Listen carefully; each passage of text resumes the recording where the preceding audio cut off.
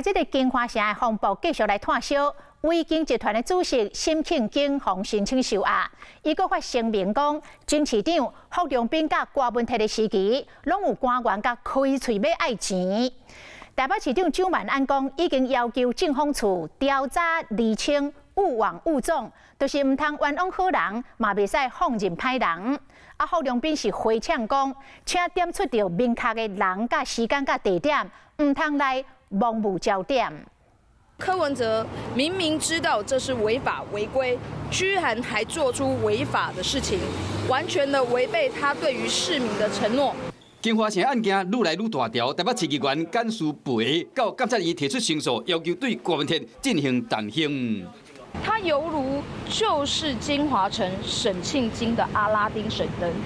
要什么给什么，甚至给的更多，没有更少。话讲了正重，检廉东部大动作侦办，台北市议员应晓明以及伟京集团的主席沈庆京拢被诉讼约谈。因过沈庆京强调讲无送官员红包，佮讲前市长霍荣斌任内有官员为了个人的政治甲金钱利益来讨红包，到瓜市府嘛是安尼，有官员透过一位律师来讨，伊当然拒绝，结果金华城少年煞互人报封。这个沈主席跟柯主席看起来相识相交多年了，为什么不跟市府提出正式的检举，而还要透过议员去取得容积？我觉得这个也让大家觉得非常本末倒置。我已经要求政风主动去调查厘清，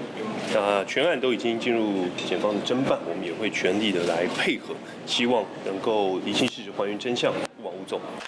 台北市政府的政风处爱伟京集团讲清楚，霍荣斌嘛讲欢迎讲清楚人事是地稳，随甲检调检举，唔通黑白讲转移焦点。金华城用这率的案件，这个证据关键人物一律被公开，佮将前后任3任的市长拢总加价做一回。